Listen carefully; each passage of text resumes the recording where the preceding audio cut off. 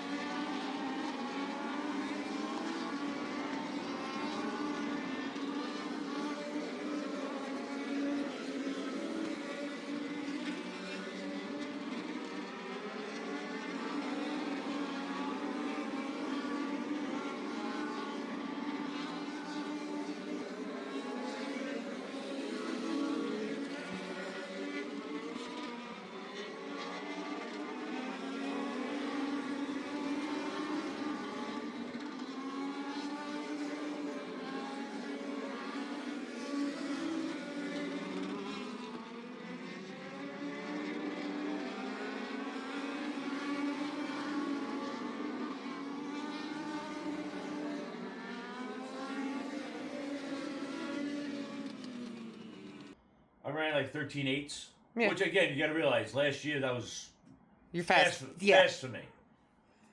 And now I'm playing around with something and running 13.8s. So it's a confidence booster in my way I approach the race now. So, all right. Get the lineups. Car felt good. Made no changes to it, stuff like that. I will be making a minor adjustment on this week. I got the okay from the boss man. Anyways, so lineups. So we get to the lineups. We had 30 cars. It's like, okay. They post the lineups, 3 heats of 10 each, which would mean top 8 qualify and then 6 into the B main consi. And we're like, all right, we'll get my lineup, and I'll go like, well, starting 7th. And I'm like, all right, I should be able to maintain this because there were a lot of cars that were in front of me running the same speed as me. So if it would require them to mess up in order for me to clean pass, it's one of those things. I'm like, all right, if I can just maintain my position, I'll be happy. I'll have a halfway decent starting spot in the feature. If I maintain start 7th, finish 7th, gain 1 spot, better off. 5 minutes before we get to the grid, they changed it up. Now, we don't know when it actually changed, but that's when the drivers became aware of it. Instead of having 3 heats of 10, we went to 4 heats of 8, 8, 7, and 7. But however the alignment happened, I still started 7th. In the second heat, like you were originally scheduled to. So to. I'm like, okay, I need to pass 1 car. Unfortunately, so that was like chaotic, but not chaotic. It was just like, all right, through the field up in the air. They're like, what's going on? Yep. So anyway, line up, get a good start. Got backed up a little bit, fell to 8th. Couple of guys got hooked together. One spun out. Then was in 6th, and then got stuck to the outside. I fell back to 7th. Somebody spun, then you got to whatever. You finished 7th. I finished 7th. But 4th, 5th, 6th, and 7th, we were running identical times. Yes. As close as you want. It's the next digit over from a 10th. 100th.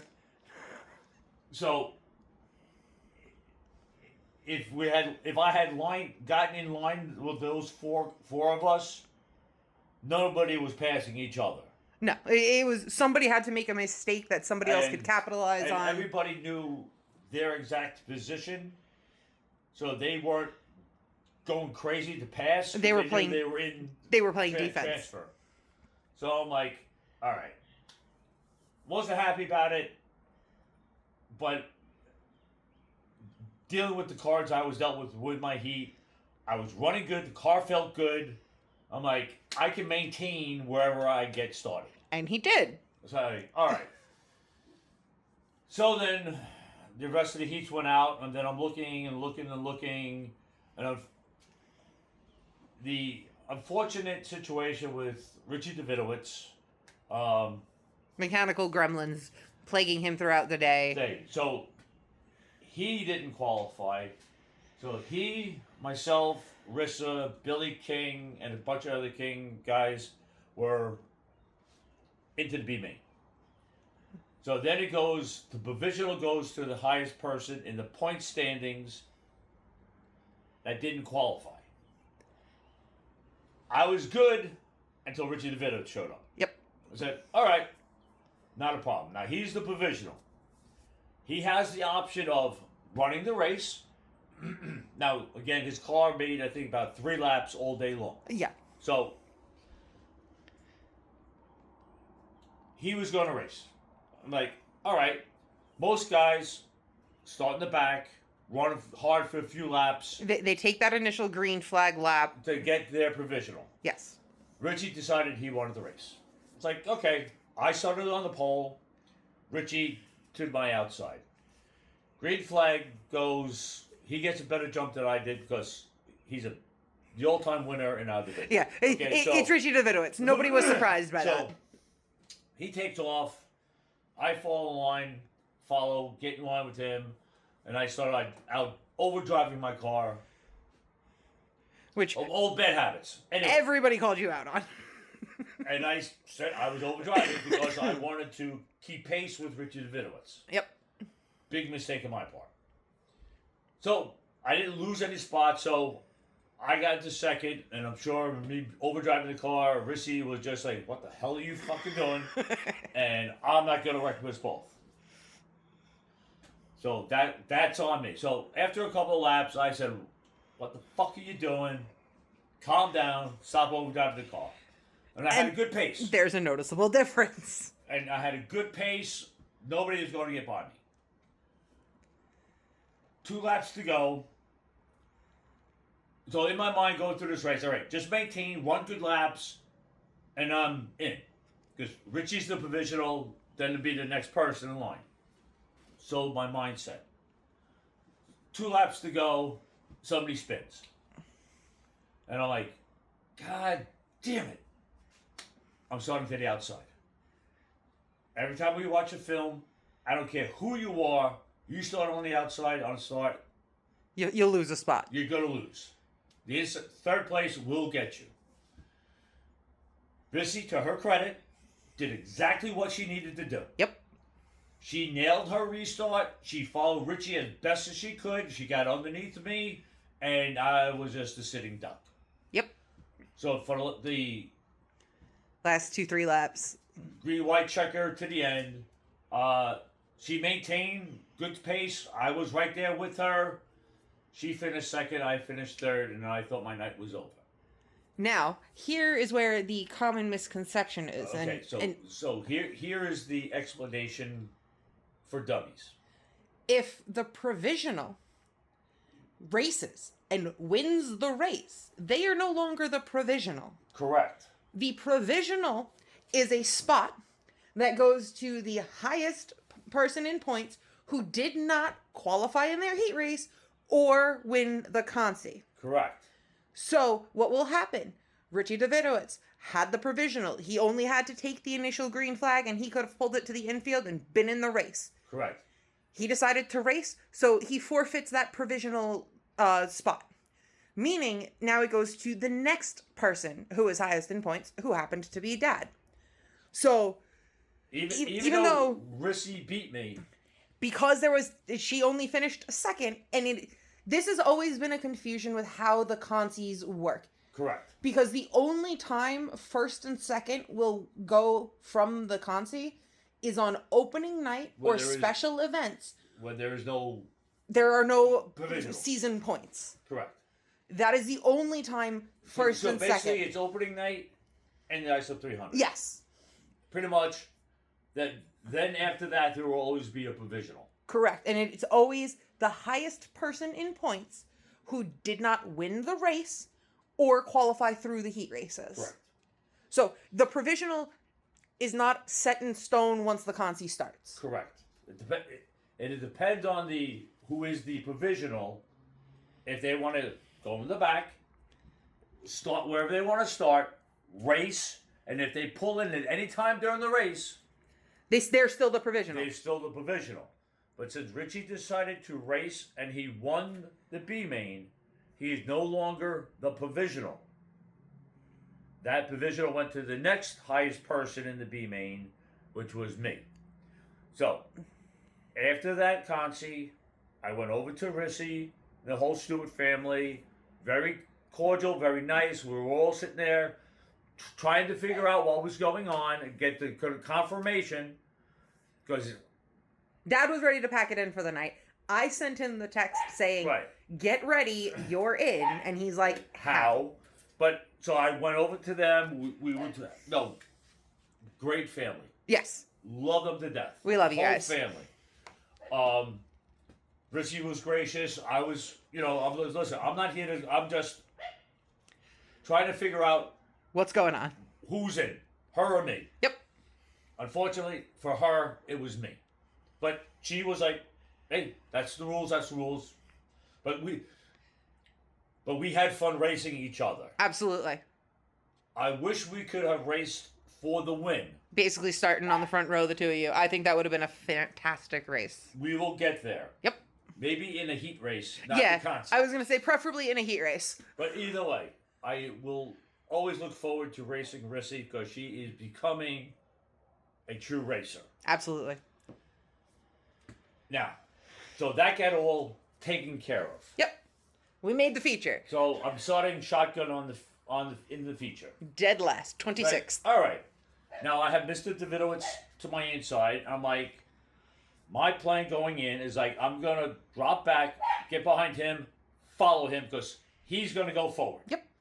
He'll clear the hole, and you'll just take advantage. Hopefully I can get my hook on him and just follow him through. Unfortunately. Well, green flag flies, and you can see my in-car camera.